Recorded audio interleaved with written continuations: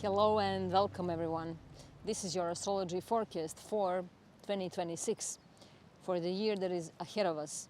And I wish you all a happy entrance into this new year.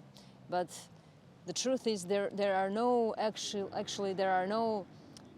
borders between years, and it's actually a little bit illusionary. But we have to have some frames, we have to have some thresholds in order to understand and to work in this realm. Like we need the calendar, we need clocks, we need these kinds of things. But this year is very important because many of us will wake up to the truth that these things are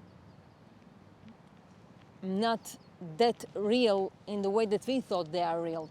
So New Year, of course, the calendar has been transformed as well a long time ago, and the whole reality for us has been shape shifted.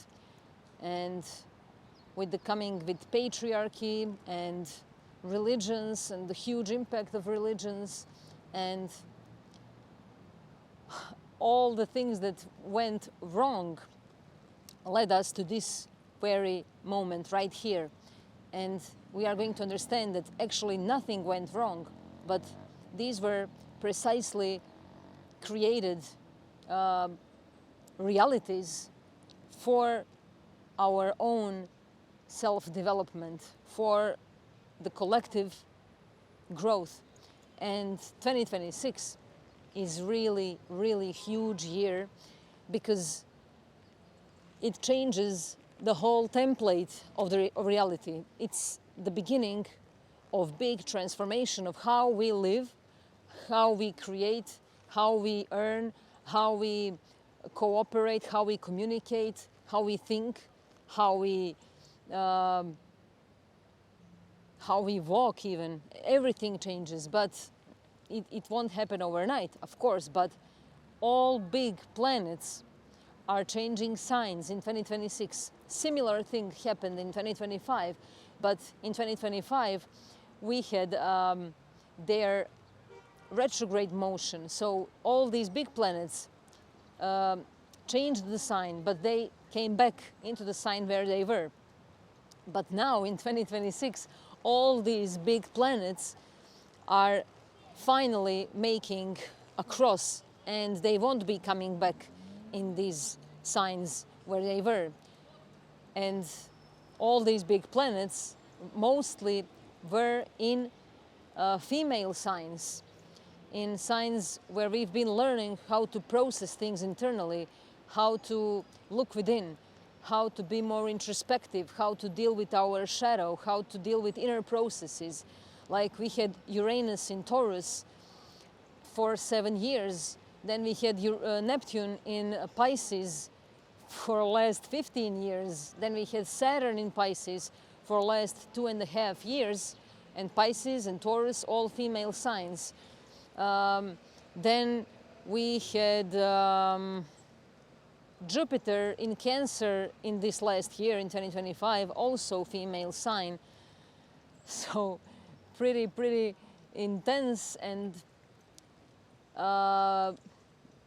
deeply moving our inner structure and inner architecture. And we are now making across, all of us collectively, we are walking through this gateway, and we are going to experience the shift between, being introspective, doing things within ourselves, towards really taking action and really becoming the creator, because we are now moving towards that male energy and the strong energy of spirit of creation. And we are going to be able to awaken the spirit of creation from within. And this year is something that is like a button on a remote control that when we press, the whole scripture transforms, the whole channel. We are, switching the channel. And the switch of the channel is going to be collective. It's happening on a global level, but it's going to affect us all individually. So we are all having our own remote control in our hands, and we are switching the channel for us, We are switching the channel of our own image, of our own, vision that we have. Not television, but our inner vision. So we are changing the channel of our inner vision, and by changing the channel of our inner vision, we are affecting the world that we see, the projection that we are experiencing, what we are witnessing. So big things are really happening, because it's very rare to have big planets changing signs. And Pluto already made this change last year, but it's still very fresh. It's still at the very beginning of Aquarius, and we are all experiencing this big transition that is happening between Aquarius and Pisces. And this is happening on many levels, like between the ages, between the age of Pisces towards the age of Aquarius, and also the lunar nodes, the moon's nodes, are also shifting from Pisces to Aquarius. So these themes are very powerful, of Aquarius and Pisces, this whole year, and they will be important for many years ahead of us. And these signs are transpersonal. So we are going into that mode within ourselves. We are picking our subconscious wisdom, and we are able to step outside of our personal, narrow-minded perspective and really see the bigger picture, really feel the vastness of this universe, really experience the fabric that we are made of, and to see what we are made of, to see what we are building, because we are going to build something. And this is year of building and creating, and we are discovering our purpose. All of us individually, this year is here to show us our purpose. It's about our dharma. There is karma. It's what is given to us, and it's what we experience, and it's a little bit passive principle, but dharma is active principle. It's what we give, and this is about us planting seeds and creating and being of purpose, contributing to the world, really seeing where we can not grow, but where we can show up as a pure consciousness, as a real human being, not perfect, not superhuman, not some, illusionary, fantastic human being, but really seeing how hard it is to accept our own humanness, our own, imperfection, and accepting it fully and living with it. And of course, by accepting it, we are improving ourselves, because there is so much pressure on us to be perfect and to show up as an ordinary human being.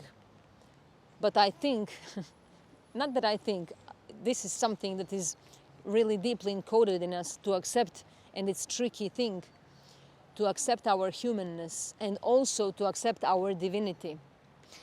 But what we usually do when we hear about these divine experiences, and that we are gods, that we carry God within ourselves, and that we can embody it, then ego turns on, and our ego takes the role of that divinity, which is not real divinity.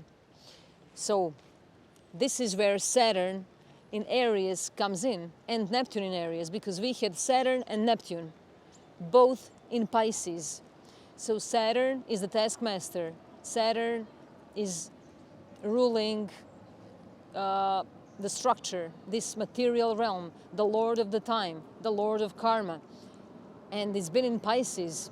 Pisces, spirituality, divinity, transcendence, unity, oneness, and forgiveness, and unconditional love, and mysticism, and mysteries, and dreams, and all the things that are invisible and intangible and otherworldly. And Neptune is the ruler of Pisces, and Neptune has been in Pisces for the last 15 years. So very, very powerful shift, because they are both moving into Aries, the first sign of the zodiac. So this is the initiation after many years of really going within and seeing, acknowledging our own blind spots, our own weaknesses that we had the privilege to turn into our strengths if we were humble enough to accept our humanness and our divinity. Because when we accept our humanness, this is when we become divine. This is when we become divine. It's not about acknowledging that we are divine beings and then denying our human sides, because we are perfect, we are so above everyone else and we can achieve things. You know, we were born for great things, of course, we all are. But first, we have to accept our own humanness, our own wrongdoings, to see, to be really linked with that divinity through being human. You know, this is the axis of Pisces and Virgo, you know, because we have to accept our humanness in order to become divine. And this year, 2026, when we get together these numbers, 2, 2, and 6, we get number 10. So this is a year, we get number 10, which is eventually number 1, the number of beginnings. So this is year of beginnings, of big, big, big beginnings, huge beginnings, big initiations, acknowledging our dharma, our purpose, our role in this world, and our purpose of existence at all, why we are here, you know, to really feel the experiences. As I always say, it doesn't matter what is happening to us, but how we deal with what is happening to us, what we do with what is happening to us, how we interpret what is happening to us. So it's not about living the perfect life, having everything, you know, going on perfectly, always getting on time, always doing everything as we imagined it to be. No, this year, if we are trying so hard to be that perfect, this year will kick us. You know, we will feel the slap in our face by the universe, because it really wants us to wake up. It's really time to wake up. And we don't like being awakened, you know, when we are sleeping, we like to sleep.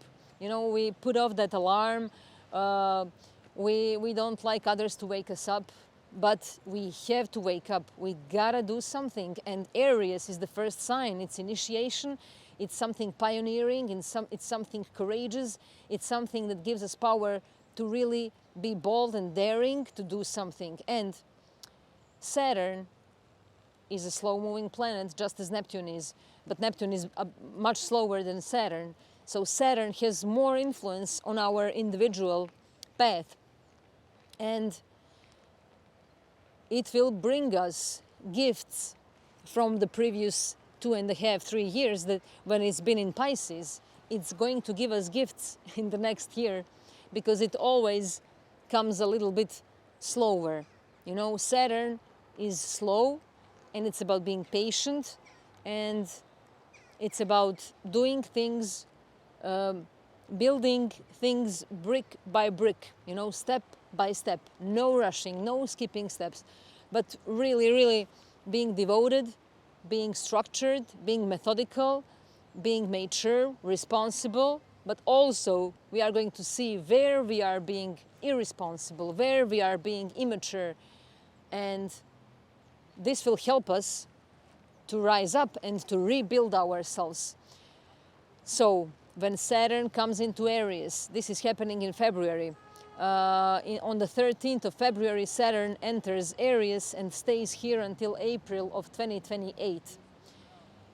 So we are going to see what we've done in the last 2.5 years with our spiritual path, with our humanness, with our weaknesses, with our addictions, with our spiritual journey, with our dreams. And in Aries, we are going to have that initial spark and willingness and assertiveness to really do something with that spiritual journey of ours, to really take action, not to just dream, not to just imagine, not to just visualize, but to really do the actual thing, to do it physically, and to embody the spirit. Because, male principle in esoteric teachings is related to the spirit. And this is the embodiment of the spirit, because Saturn is about this material realm, and it's about the mastery.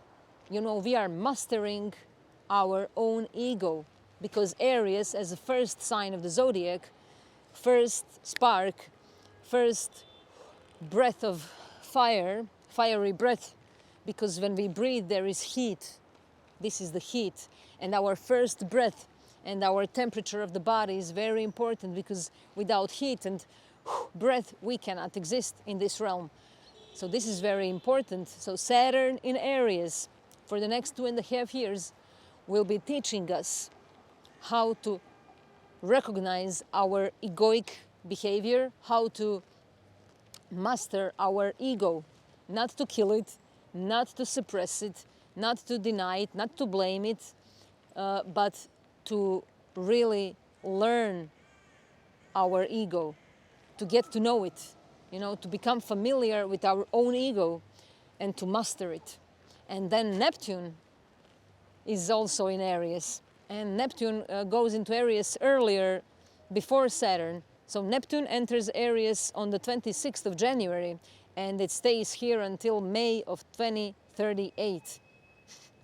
So yeah, 12 years. Next 12 years we will have Neptune in Aries, and they go together, Saturn and Neptune. Neptune is the lord of illusion and is the ruler of Pisces.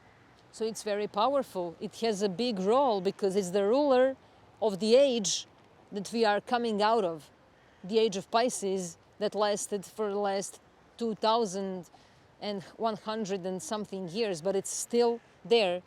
There is no precise moment when this shift is happening. It's going to be a little bit fluid, this shift, and we are in the middle of this shift that can last 50 years or 100 years or 200 years, we don't know, but we are in the middle of it. And we shouldn't wait for that, like, oh, we won't reach that age. We will, and we are, because we create it right now. We create this age in our personal life. Right now, we can live the golden age in this very moment. And this Neptune and Saturn are moving together into the same sign, even though they have different cycles. So this is very important. So they agreed to meet. They have a meeting. And they have a meeting point. So they scheduled this meeting in the house, in the sign of Aries, in this time and age, on the 20th of February of 2026. This is when this exact aspect is happening. So on the 20th of February, we have the meeting between the Lord of Illusion and the Lord of Spiritual Realms, Neptune, the Lord of Oceans, of Subconscious Realms, and Saturn, the Lord of Karma, the Lord of Time, the Lord of this matrix. They are meeting in the first sign of the zodiac. So they went through the whole journey, a huge journey, and now they are having a meeting, and they are going to create some new rules. They are setting new rules for us. Saturn rules, and these rules will affect all of us individually. So all of us who have something at 0 degrees of Aries, Libra, Cancer, or Capricorn will feel this the most. And in this, depends on in which house it's happening for each of us, but this is the area where it will hit very strongly, and it will have a huge impact for many, many years to come. So Saturn and Neptune, big thing on the 20th of February, but not only then, they will be active throughout whole year, and they are setting the tone of this big year. So big focus on mastering our own ego, on becoming very realistic about who we are. We won't be able to escape who we are. You know, we won't be able to fake who we are. And we will be faced with it, with illusions of who we are. Neptune, illusions, Aries, I am. So illusion about who I am, and illusion about how I behave, illusion about what I do in this world and how I live. So big confrontation with these illusions. And Saturn there will really give us discipline and structure and everything that is necessary for us to really do the work. But we are going to, as I said, be faced with our own immaturity, because Aries, as the first sign, can be very infantile and immature. So Saturn here will face us with that infantile part in us, with that spoiled part in us, and will really squeeze us and push us towards learning to be more patient with everything and everyone around us and within us. So it's challenging. But this whole year, there is much more to talk about, of course, not only Saturn and Neptune. This whole year is showing us that we have been put into this creation in order to wake up. So everything that we are experiencing is serving our awakening, no matter how hard it is or how beautiful it is. It's serving our awakening. And sometimes those things that are very comfortable and beautiful are serving something else. So they are maybe helping us to keep us in that sleep, because it, you know, it's cozy, it's beautiful. But when something shakes us up, it's time to wake up. So there are going to be big shake-ups. Not that we didn't have them before, but this year we won't have any excuses. So there are no excuses. Maybe until now we could skip some steps. Even in the last year, we were really pushed tightly and squeezed tightly. But then again, we had some loose ends here and there. But now this year, it's getting serious. And if we've done our work, we are going to see where we are with ourselves. But in the truth, in reality, there are no levels of consciousness. You know, you are either conscious or not. In truth, there are no levels. In truth, in its essence, there is no progress, like external progress, like, oh, where I was a couple of years ago and look where I'm now. Now I have more money, or now I have a bigger house, or now I have more of this or more of that, or I'm smarter, or I'm more skilled. It's also just an illusion. The only thing that is real is experience. And the only thing that is real is our inner state of being. And everything else is an illusion, even if we feel it physically. And I'm not saying that we should deny this reality. No, but this year will show us that all these things are illusion. And I always say, which doesn't mean it's not real. It's just not what it seems to be. It's just not how we experience it. So the realest thing that there is our inner state of being. That's the realest thing that there is. And we have, you know, our birthright to have everything on this planet without being involved into a slavery system. Because nature gives us everything, right? It doesn't charge us air. It doesn't charge us the sun. The sun doesn't charge us for giving us the sunlight and the heat. And of course, the moon doesn't charge us for giving us light during the night. You know, the trees don't charge us for giving us fruits. All these things, nature is not charging us, doesn't ask us for money, but we have disconnected ourselves from the nature, and that's why we are being charged highly. So there are big shifts in how we use resources, and not only how we use resources, but how we spend and save our, not only money, but everything that we own.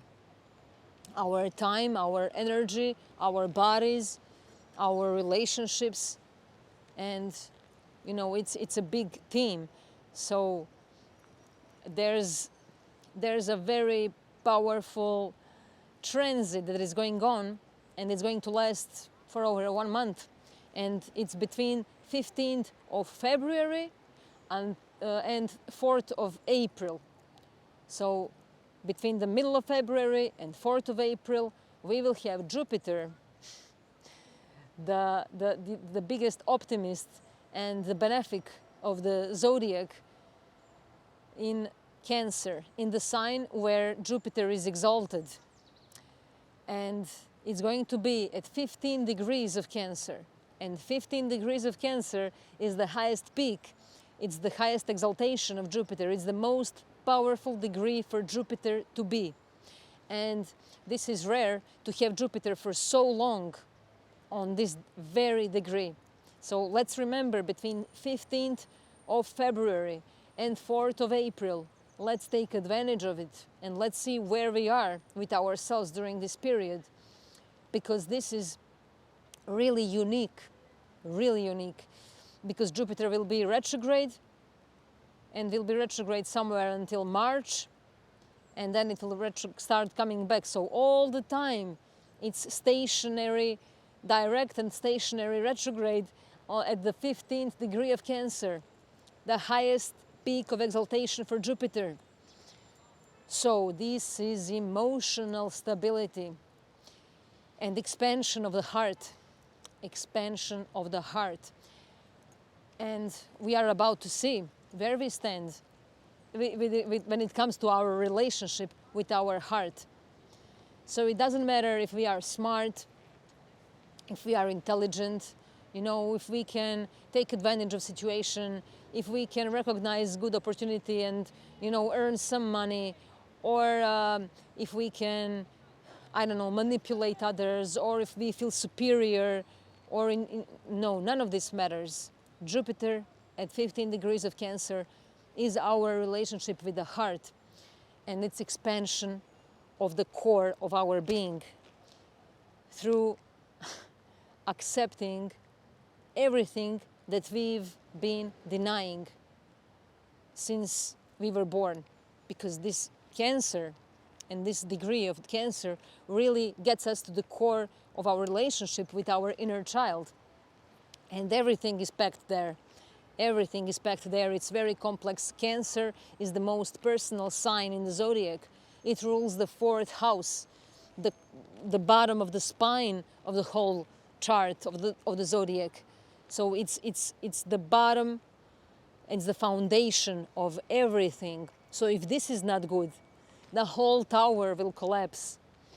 And this is emotional stability, emotional wisdom. Jupiter is related to wisdom and knowledge, but not education, but really deep knowledge, higher knowledge.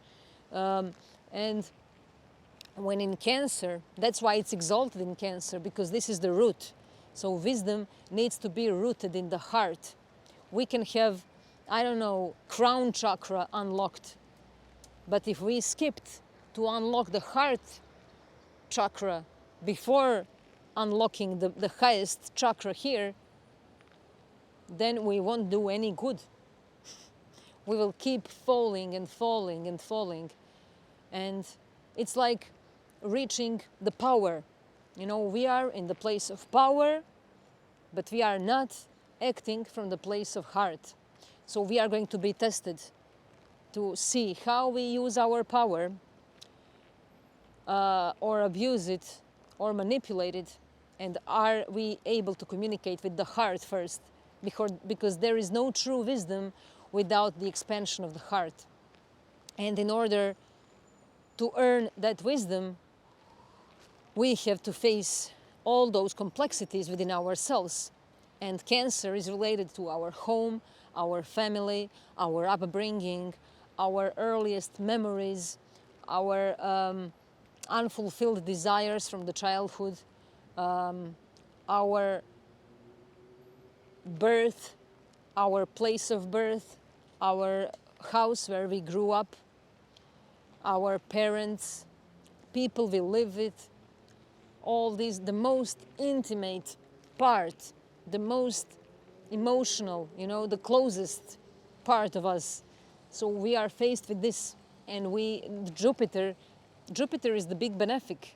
Jupiter won't torture us here. No, Jupiter really gives us opportunity to be guided by a teacher, because Jupiter is the teacher.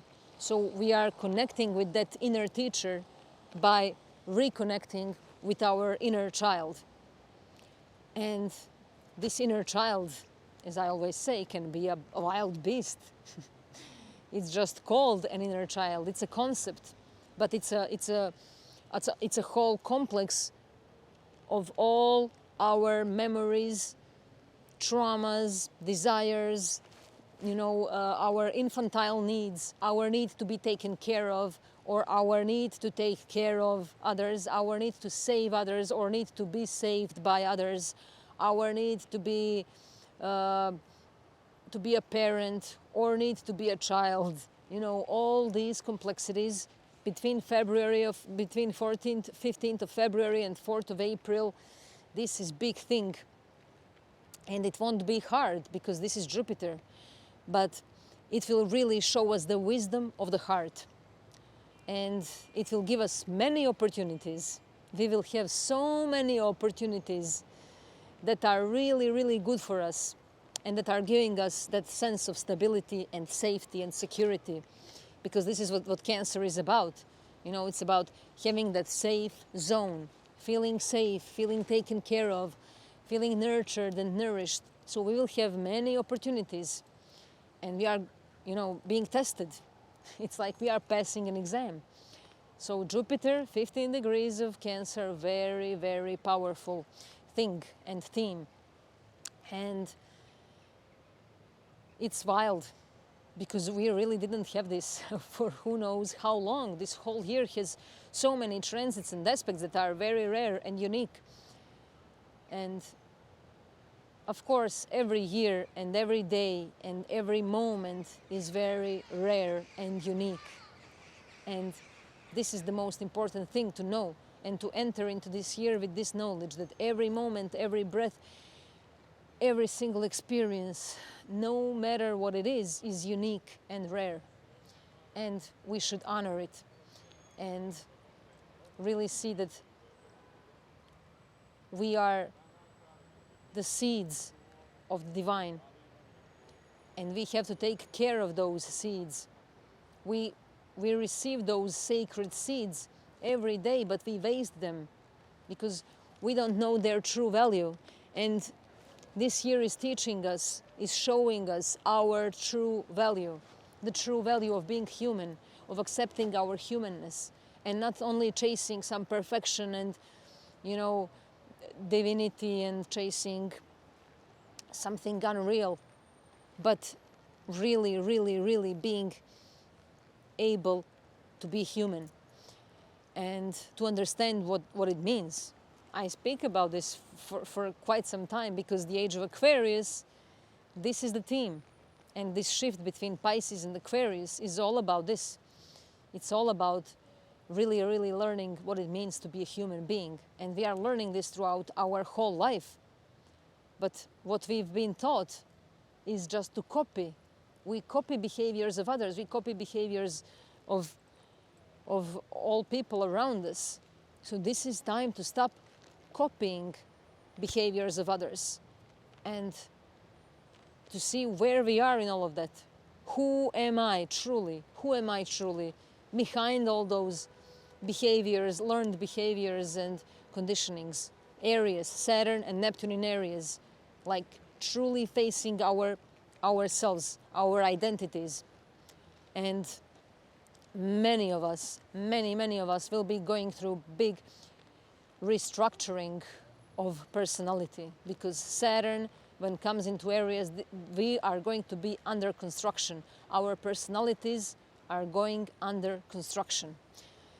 And then we have Uranus.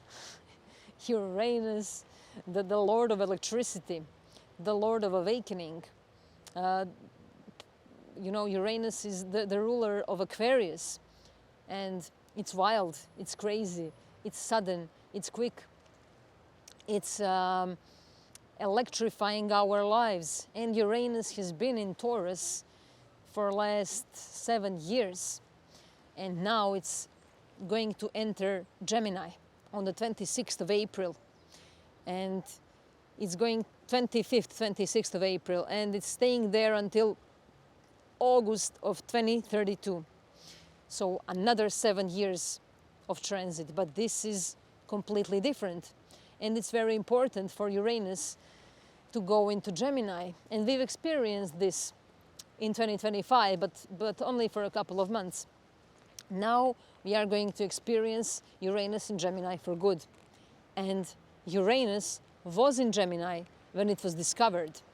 Uranus was discovered somewhere in 18th century, and Uranus was in Gemini right then when it was discovered. So this is like a big comeback, a big reunion with the origin, the origin of us. And it's going to give us a huge shift in consciousness, because a huge shift in perspective, and big shake-up of how we think, of how we communicate, of what communication really means, of our way of expressing our thoughts and our feelings, how we express them verbally. Gemini is the sign of communication. It's the first human sign in the zodiac, and it's the way we communicate. Human beings are the only beings who have voice to speak like this. We use syllables, we use grammatics, we have this kind of development that is very important, and language is very, very important.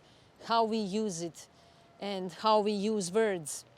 And Uranus, when Uranus comes into Gemini, it's really wild, and it's changing the way we communicate. And we can expect some brilliant ideas. We can expect some really wild downloads of. When I say downloads, I really avoid this word, but I have to use it. And channeling, I also avoid that kind of word. But, maybe with this Uranus in Gemini, we are going to discover some really powerful words and ways, much more authentic ways of expressing, of not abusing so much words like we have abused words, and we have commercialized them, and they lost their meaning. They completely lost their meaning. Many words lost their meaning, and when we say them, we get triggered. Like many people get triggered on the word of God, or death, or karma, or victim. All these themes have been a little bit demonized too. So it's time to come back to the roots of all these words, coming back to the roots of words, because these roots of words are very, very powerful and important, because they carry the knowledge and they carry the codes that are also within our DNA. Our DNA has many kilometers of scripture. So with Uranus in Gemini, we can literally unfold this script and get back to the roots of it, to an ancestral way of understanding and remembering, because Gemini is also about remembering, and many of our natural skills have atrophied during years because of abuse of technology. our memory is not as good as it was before. We cannot memorize so many things because we have all the devices and phones and, those helping tools. And our memory is really, really affected in a bad way, just as our way of communicating. And, our way of learning. We are not learning as we used to learn and study. We are not reading as we used to read and study.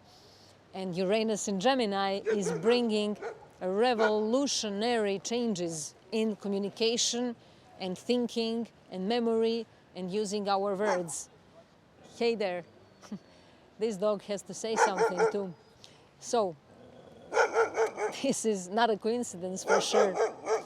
So our way of communicating is very affected. Brilliant ideas, brilliant minds, genius ideas and minds, and many, many things that will give us a vision of how we can turn those ideas into something real. And I'm sorry if this barking is disturbing, but I cannot help it now.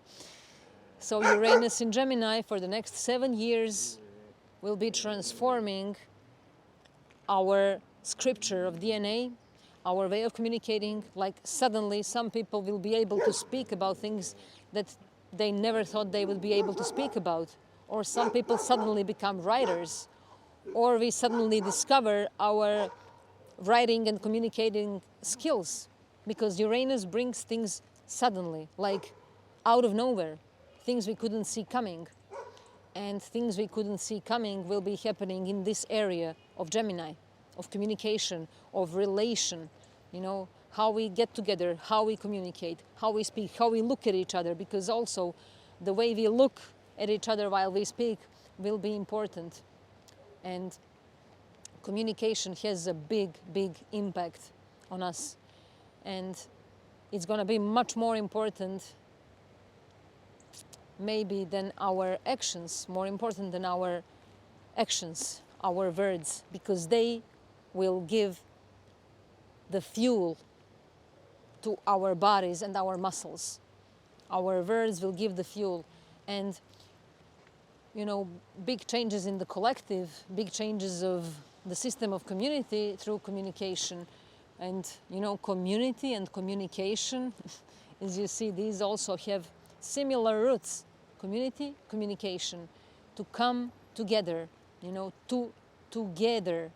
together. Very, very powerful things are going to happen with words and with how we use them and how we create reality with the power of words. They are not only spells, they are really much more than that. And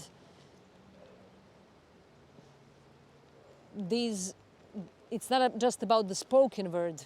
Uranus in Gemini is about connecting both hemispheres, because Gemini, the sign of duality, rules the twins. The twins are our left and right hemisphere of the brain.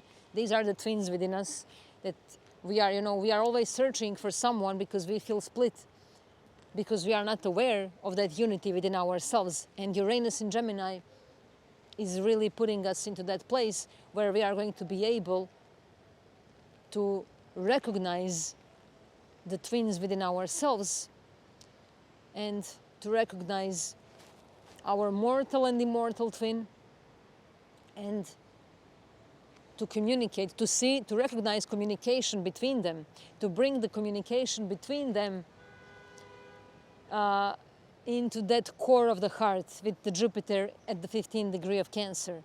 So Uranus in Gemini brings us the awareness of communication between our left and right hemisphere of the brain, which is between our mind and heart.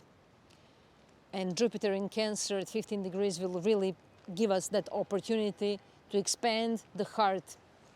And Saturn and Neptune in Aries are really showing us who we are and where we need to master ourselves. And really, really big year, very sudden and full of challenges, but full of surprises, full of very beneficial opportunities and possibilities and experiences that are making us remember our true origin. You know, to remember Uranus in Gemini will help us remember that root of when we started speaking, the root of the need to communicate. You know, when did we have the need to communicate?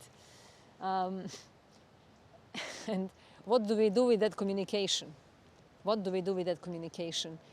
And Jupiter enters Leo on the 30th of June, so things change and the heat really kicks in. And this is when we will be able to really do something with all those things to make them happen. And this whole year is really, really an initiatory year, the year of beginnings. It's number one. Let's not forget that, number one. This is a very important year, so it has to be a longer video, and it couldn't fit all in one usual video that I record new and full moons. And I also wanted to add about Uranus in Gemini, that this will really impact deeply our borders and relationship between neighborhood lands, because Gemini is ruling third house, and Gemini is a lot about neighborhood and our relationship with people who are now in our close surroundings. So these borders are radically changing, and our relationship with neighborhood countries is changing radically. And we are about to see these changes in the next 7-8 years. So these are really awakening moments as well. And we are going to see some brilliant ideas about how to resolve those issues around borders too. So this is a year that reorients. It's time when we, as children of Earth, start listening to Earth, to wind, to air, to breath. We are starting to move not faster, but closer to nature, closer to body, closer to the soil, closer to each other, closer to what is real. And this is time when we are coming not back to the nature, because we are always in nature, nature is within us, but we are starting to recognize this significance. This is year when many people begin to feel a subtle, persistent pull away from abstraction and back toward embodiment, because, you know, we are moving towards lands, towards the touch, towards community, towards rhythm and seasons. And this won't be a trend. It's not because of a trend. This is because Chiron, the wounded healer, is also making a shift this year in 2026, but only for a couple of months, but enough for us to see how this is going to expand and impact us in the next 7 to 8 years. Because Chiron has been in Aries for the last 7 years, and now it's finally moving and changing signs. So it's moving in Taurus in June, and it will be in Taurus between June and September. And then it will finally move into Taurus in 2027, April of 2027, and will stay there until 2033. So it's a lot of time, it's a long period of time. And because of the shift of the lunar nodes in Aquarius and Virgo, it's also a big time of moving towards this community, towards shared resources, how we are sharing things with each other. And, you know, it's with Chiron entering Taurus, the wind of the next 7 years becomes visible not as something dramatic, but as something really intimate. And our relationship, this is about our relationship with earth, with food, with worth, with sense of safety, with sense of self-worth, with the body itself. We are going through a big collective healing of our relationship with our bodies, and of course with the planet Earth, because this is one huge body as well. And we are, it's the part of this huge planet Earth as well. You know, we cannot levitate around it. We cannot move our feet from the earth, we are a huge part of it too. And earth is also part of us. And it's not really a part of us or us part of it, but we are all creating a big organism. And this is not just personal healing, it's collective. And the realization that we cannot heal ourselves while disconnecting from the ground beneath us is very huge realization. And people may begin to feel the desire to leave overstimulated places, not because cities are bad or negative, but because the nervous system can no longer sustain artificial speed. And we are all witnessing this craziness and madness of living in the city. And the frequency is just ruining our nervous system. And with Uranus moving into Gemini, we are going to feel this even stronger, because this is going to affect our way of thinking, our electric and nervous system, and our way of processing things, processing information. And there is an overload of information. Everything is changing very quickly, and that's why we have a sense that time is moving faster. But it's our perspective of it. When we are in nature and when we are able to realign with what's natural, then we have a completely different experience of the time flow. And some will move to villages, to countryside, and I really hope that I am also part of that. Not because I will be escaping or running away from this, but because it's a necessity.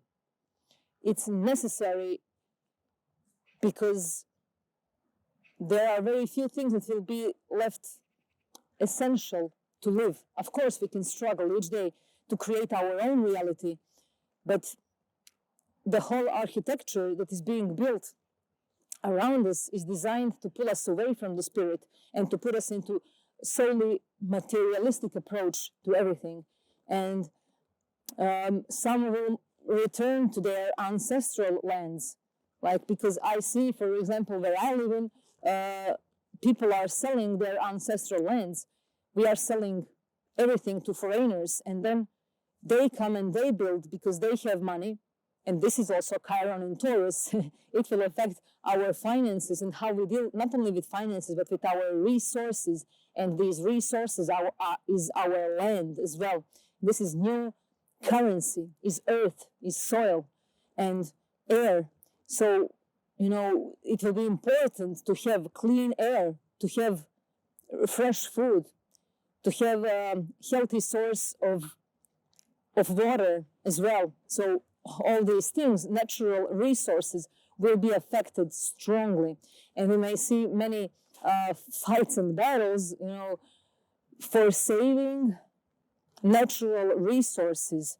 And people will become much more aware. This is, collective consciousness is really waking up. It's being triggered. And we may feel like, someone is entering our home and robbing everything that is essential and valuable. And some will form small communities. Some will grow food, not as a hobby, but as a prayer, really. And this is a prayer to grow our own food, to survive, not to survive, but to live, to stop surviving and to start living, to stop healing and to start living, and to stop giving our power away to external authorities, to the system that feeds us.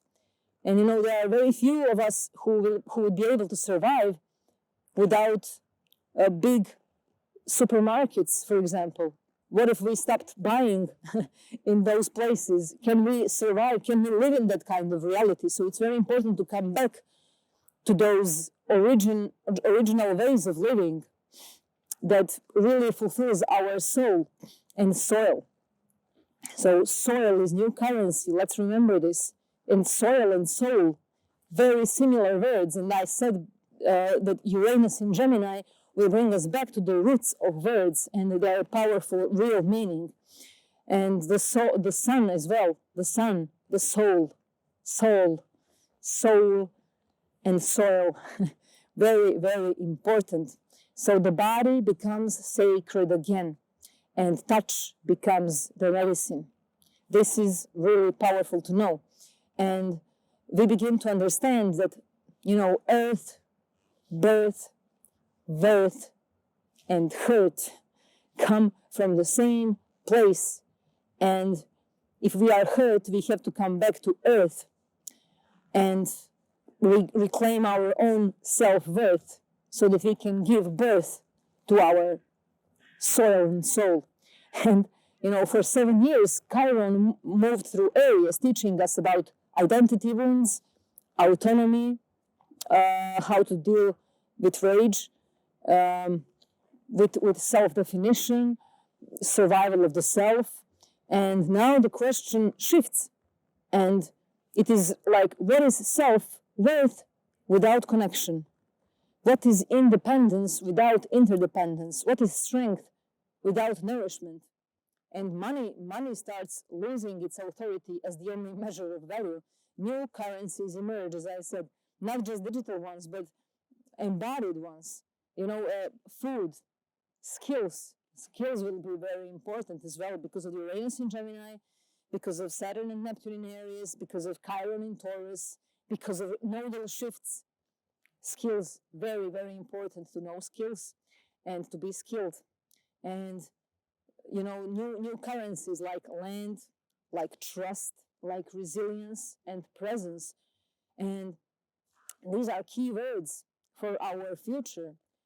And this future is not something far away. It's right here. It's created right now.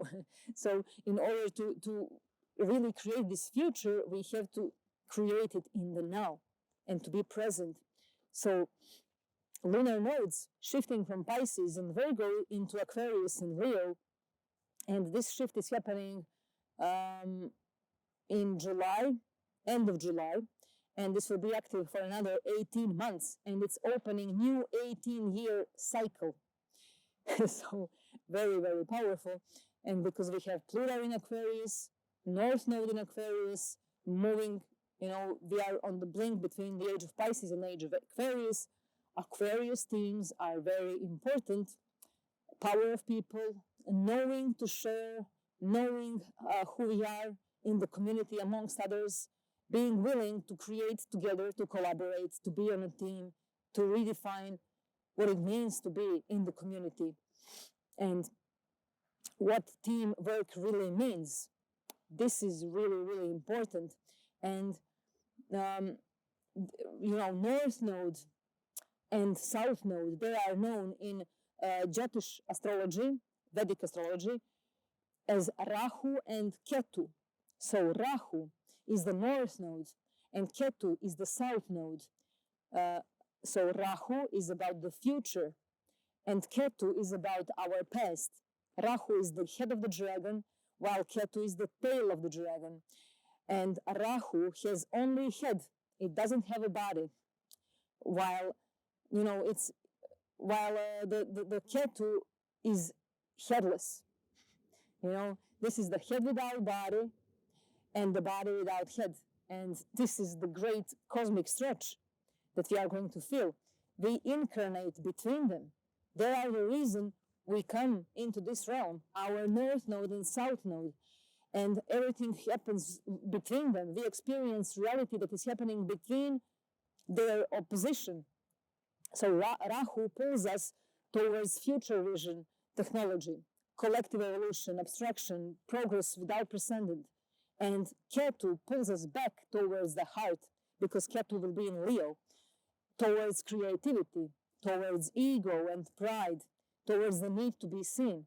So Aquarius and Leo reveal a new shadow, the danger of becoming too collective and losing our hearts, losing our individuality, and the danger of becoming too individual and losing the whole.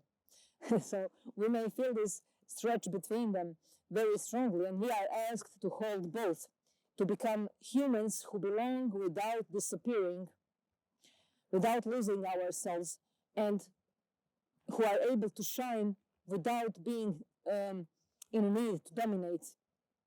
And this axis between Aquarius and Leo reminds us that we only see a tiny fraction of reality. This is, a narrow path of light that is happening, that is stretched between what is infrared and ultraviolet. This is what we see. Everything else exists beyond our perception, beyond our usual perspective. And what we believe is true is always partial. We should remember this. So there is so much that we don't see, because we only see what is between this south node and north node, between the ultra-red and ultraviolet and infrared. And what is beneath or beyond, we don't see. And this year will initiate us into seeing much more. We are opening our inner vision, our inner eye. And, our eyes are just organs. But what is sight? What is true sight? So we should remember that organs are not what give us sight, but it's something else that gives us this sight. And we are coming back to those true senses, Chiron in Taurus. We are coming back to our senses and healing our relationship with our senses. And this year we are also experiencing retrograde Venus. And Venus will be dispositor of Chiron for the next 7-8 years, because Chiron will be in Taurus and Venus rules Taurus. So Venus will be in some way a ruler of conscious observer of Chiron. And it's very important to be aware of Venus and what is happening with Venus. And this year in 2026, Venus comes into retrograde phase. And this is, her sacred 8-year dance with the sun. And, she's drawing, painting, creating pentagram across the sky. And she's, creating a geometry that is older than our spoken language. She's speaking in symbols. She's related to flowers and roses. And she's drawing the petals. So Venus is very, very powerful this year. And she will be retrograding there in Scorpio. And her retrograde phase begins on the 3rd of October. And she'll be retrograde in Scorpio until the 25th of October. Then she comes back into Libra, and this is the sign that she rules. So our relationships are going through massive, massive changes, and we are going through huge karmic releases through our relationships. And Venus retrograde doesn't take love away. We know, I know, for example, because I myself have Venus retrograde in my natal chart. I was born with Venus retrograde, and I've been exploring it, and I've seen in most of places that she is very misunderstood. And we always read that Venus retrograde, who has Venus retrograde, or during the periods of Venus retrograde, we are not able to be in love, to feel love. We are experiencing dramatic events in love, or we are in karmic depths around love, and very, very horrific prophecies around Venus retrograde, which is not real. Venus retrograde is very powerful, and she turns inwards. She searches for her inner values. So we will be turning inward. We will be searching for our inner luxury, because Venus rules finances, money, stability, resources, love, and beauty and harmony. So we are searching for it within ourselves. And because she'll be first in Scorpio, we are going deep inside of our being, digging, researching, exploring its real inner journey. And then in Libra, so this will be very important to find that relationship with ourselves. And it's really going to hit us. And it's something that is meant to happen. We cannot avoid it. And it takes illusions away. This is what Venus retrograde does. She takes our illusions away, which is good, not something bad, right? And of course, for those who prefer to stay in that illusionary state. Yes, but we don't have time for staying in that illusionary state anymore. We really don't have time for this. And she's going to reveal our attachments and our power and our need for power, our need for control, for desire, our desires and fear of loss and betrayal. And in Libra, she asks what harmony really costs and who we abandon to keep the peace. So this retrograde rewrites our relational contracts and it dissolves false beauty. It brings value back to ourselves, to authenticity. And we are really going through a big cosmic inhale, also thanks to Saturn and Neptune meeting at 0 degrees of Aries, the very beginning of everything, So it's a cosmic inhale, real cosmic inhale. And it's really a spiritual rebirth. And, Neptune dreams while Saturn builds. So we will be building our dreams. And through mastering, as I said, our ego. And, Venus retrograde, I have to come back to Venus retrograde again, because she is retrograde for 40 days. And 40 days are very, very symbolic and powerful because, many myths and historical events have been connected to the 40 days period. Like Jesus was tempted in the wilderness for 40 days and the Buddha is said to have fasted and meditated for 40 days before reaching Samadhi, the state of, not big, but the state of full consciousness. And this is a little known secret, but exactly in the middle of the Venus retrograde, when Venus is conjunct the Sun and when she is closest to the Earth, this is the best time for a new beginning. And this is when we have more free will than ever. It's in the heart of the Sun that we can manifest whatever our hearts desire. And this can also be a time of confusion, of course. When Venus is conjunct the Sun, she is invisible and she is disappearing in that glare of the Sun. And things may not be what they seem. But now, more than ever, it's important to listen to our heart, especially with Jupiter, moving into Leo, to listen to our heart after having almost 2 months of Jupiter staying at that 15 degrees of Cancer, and then entering Leo, we really have to listen to our heart. And Venus makes that 5-petal rose pattern that requires about 8 years. So every 8 years, she comes back to almost the same location. And 8 years ago, we had the same retrograde phase of Venus. But of course, nothing is the same because we have other transits and events of planets.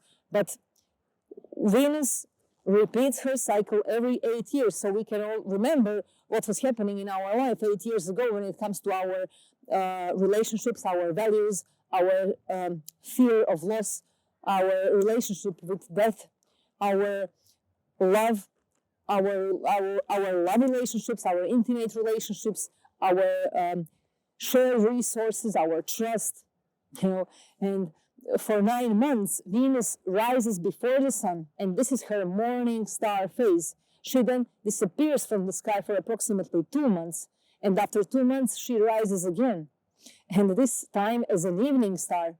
And then she disappears again, but this time only for 2 weeks.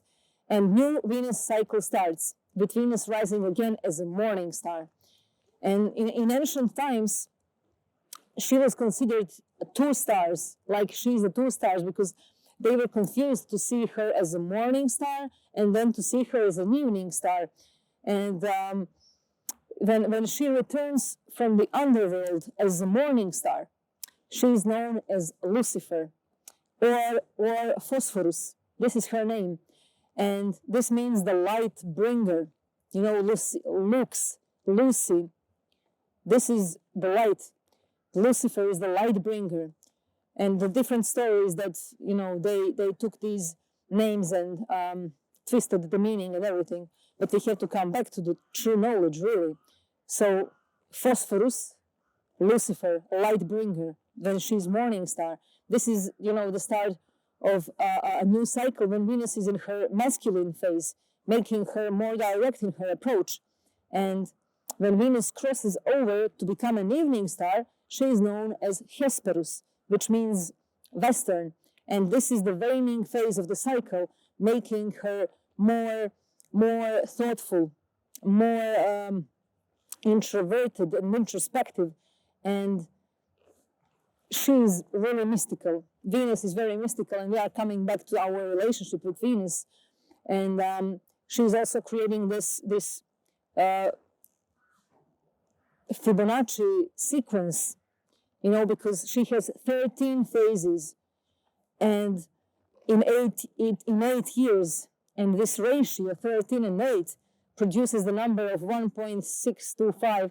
This is very close to this golden ratio, and this is really related to that number phi, as the numbers increase in size later. So the Venus cycles give us this ratio, which produces this number. And this is a mathematical principle that is everywhere in nature, from the very small to the enormous, from the structure of our DNA to galaxies, from the shape of our head to our fingerprints, to our navel, to the shape of shells, the spirals. Everything that we see has this pattern. So it's very powerful. It's a divine intelligence in everything. And we are finally admitting that there is divine intelligence. We are finally able to get rid of what science has been teaching us for many years, that we are like created by a coincidence. But nothing is by coincidence here. Nothing happens by coincidence. So it's a very big lie, and we are facing this lie together with Uranus and Gemini. Big lies will be exposed and revealed. And, it's very important. So this cosmic inhale through 0 degrees of Saturn and Neptune gives us this inhale, this fresh knowledge and fresh insights into everything. This is the beginning of new myth of selfhood, new myth of what it means to be a human being. This is not about being the hero or following the hero's journey that we experience through Chiron in Aries, and that maybe Saturn in Aries would impose on us too, but we have Neptune together with Saturn. So it's really hard to lose ourselves there. And this is, as I said, not the heroic individual of the past, but it's not also about the resolved identity of the collective, but a human who acts with purpose because we feel connected to something much larger than ourselves. And this new world that is actually not new, that is living within us, cannot be created by any force. And we have witnessed so much force and aggression and violence throughout the history, throughout everything that we saw in movies and everything we read in books. And this time is behind us. This kind of reality is behind us. And we may still see the tails that we are running after and traumas that are keeping us stuck there, but this is really changing completely. This reality that we are building now, it's built by care. And we are not separated from the land that we walk on. We are it. Really, we are literally it. And this year is not going to save us. It's not about some saving. We don't need to be saved, but to be awakened. Many people talk about being saved or savior coming. No one is coming to save us. It's about us waking up. And we are here, this year is here to return us to ourselves, to the body, to the land, to community, to go into our own ground and learn to know ourselves there. And this is very similar to what vitriol means from alchemical teachings and wisdom. This is this, when translated, means that we have to enter into the soil of our being into the very depth of our being and to find the philosopher's stone there. And this philosopher's stone is our soul, and it's our inner gold. So the question of this year is, are we here, are we living or just surviving? And, there is a great quote from Lao Tzu, and he said, when I let go of what I am, I become what I might be. And this is beautifully aligned with this Saturn and Neptune in Aries as well. So, we are remembering how humans once lived when the earth was not an abstraction, when food was not a luxury or some concept, when we didn't have to search for healthy food. This became a luxury, and we see how expensive this natural organic food is. But this is something that we all had normally. It was for free. It was given to us, for free by nature. So this food is not something we have to fight for, because we are what we eat, right? So we may see how this whole food industry changes as well. Agricultural systems are hugely, massively changing, and our relationship with our body, as I said, our weight. And we may see, the issue of overweight nations, overweight generations, and also anorexia, bulimia. All these issues with food are strongly related to our sense of self-worth. This is all Taurus, and Chiron in Taurus will reopen those wounds and issues so that we can really reconnect with what is real, what is true. And we are also, remembering that community is not just some modern trend, it's a necessity. And many people will feel it without knowing why.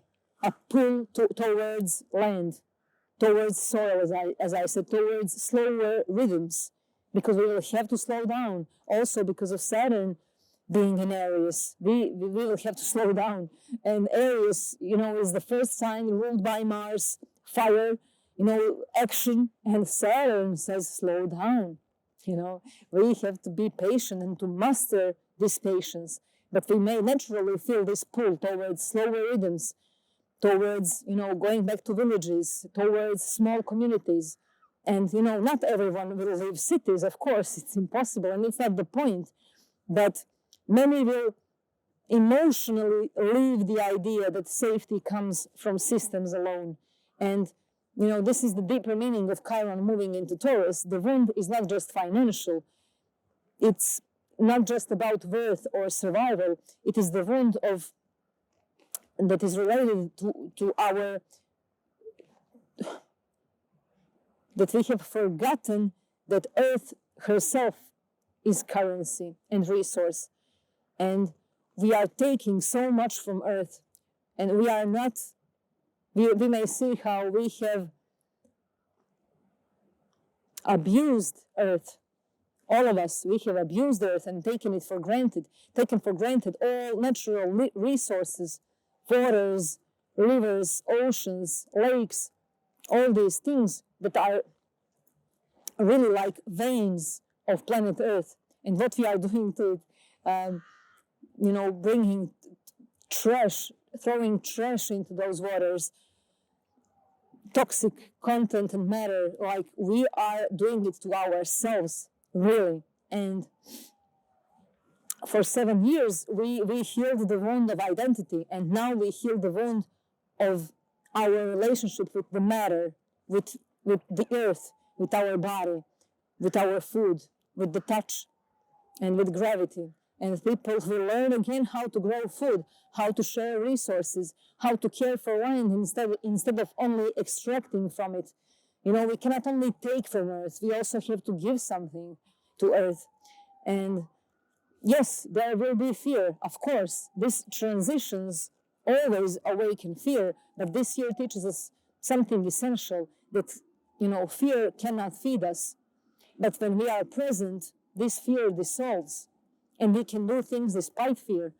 And Venus retrograde teaches us that love is cyclical. You know, desires must be purified. Relationships are not meant to be possessed. They are meant to reflect the truth. And Venus is ruler of Taurus, so she will be the dispositor, as I said. So what does not hold the truth will dissolve, and what is real will deepen.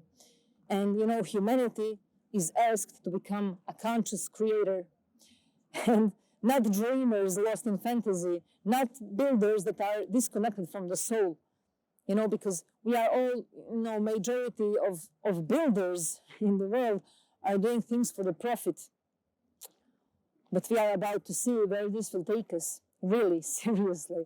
And, you know, this is why Uranus entering Gemini matters so deeply, and our minds change and our language changes. The way we learn, the way we teach, the way we share information, the way we connect across distances transforms. This is new way of thinking that emerges. It's more curious, more adaptable, more human, and the whole educational system changes. We are going to see the big, radical, revolutionary transformations that are happening in educational systems with our schools and faculties and the whole that educational system. So let's, you know, we have to listen to these words, myself including, like, you know, we are sitting by a fire, and late at night, knowing that somewhere on the other side someone is listening with their whole body, not just their mind. You know, like we are listening to those old tales that awaken something deep inside of us. This is not just talk for talking. It's, you know, we are meant to hear beyond words, to hear the intention that will awaken that spark within us, that brings us back. I always say brings us back. It doesn't bring us back. It brings us right here. Right here. And, you know, 2026 really feels like the year when many of us finally stop pretending that the old world still works the way it used to. We may still live in the same cities, you know, use the same devices, phones, walk the same streets, but inside something has crossed that threshold, and there is less faith in systems that once promised safety, growth, and meaning. And in that space, something much older and wiser, more embodied, begins to invite us, to summon us. And, you know, over the next years, many people may feel a strange pull towards simplicity because of this Chiron in Taurus. And we have eclipses. Of course, every year we have eclipses. But this year we have eclipses that trigger all four elements. We have eclipses in Aquarius, Virgo, Leo, and Pisces. And eclipses in Virgo and Pisces are closing ones. They are finishing their cycles. And it's a big story because it finishes the cycle of our healing, our practicality, our need for perfection, our need to always be on top of the task, and it shifts. We are moving towards something more innovative, you know, something futuristic, something that awakens us and shakes us deeply.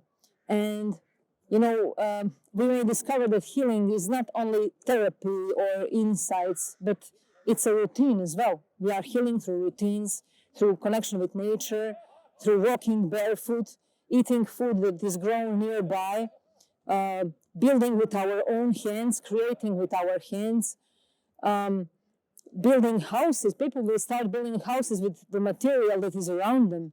You know, real houses that really gives us that warmth, not artificial material, but real, natural, organic material. And, you know, this is the feeling of the weight of our own life again. And it's good to feel the weight of our own life.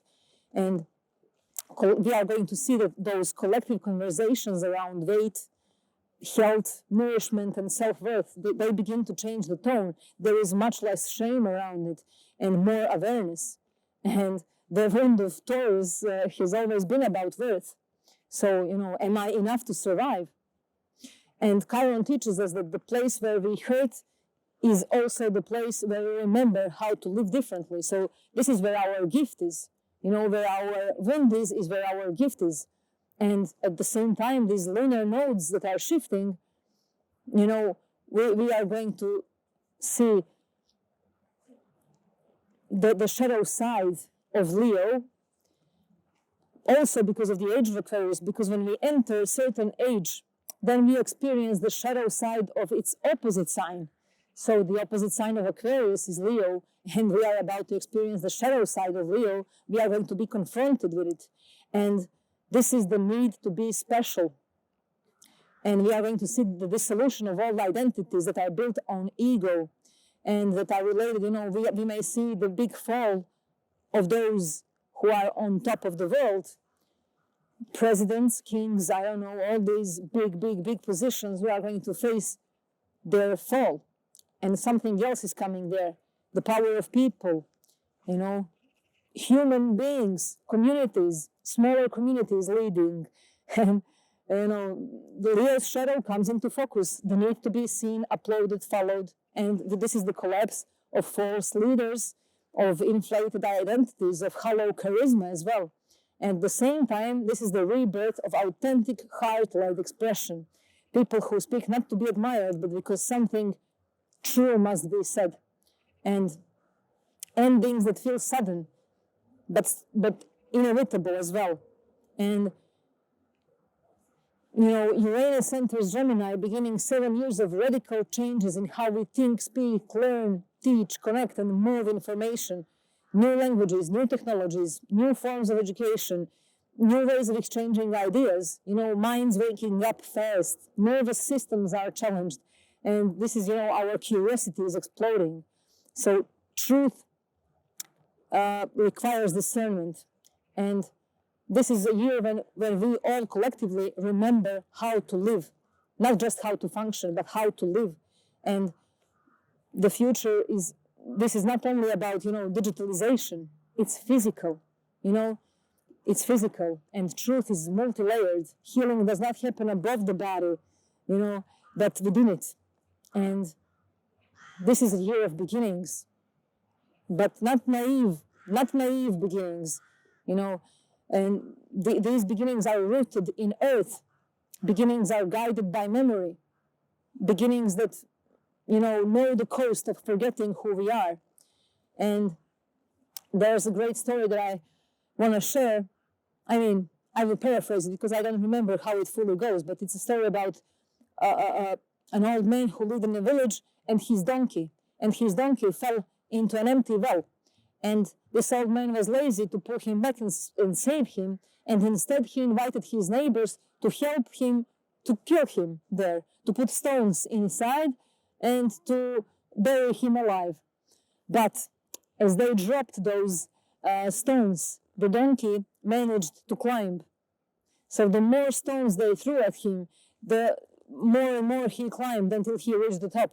So this is just a reminder for us in this year that when we feel we are going to be buried alive, that we can come back and climb to the top. And it's really powerful to remember all these things. And there is so much that I want to share, but we could talk about this for days, actually, truly. And it's impossible to share everything, but I hope that some of these are enough for us to hear it, not only by our minds, but with our hearts. And just for the end, I want to share something with you that the whole Moon Omens team created as something really magical.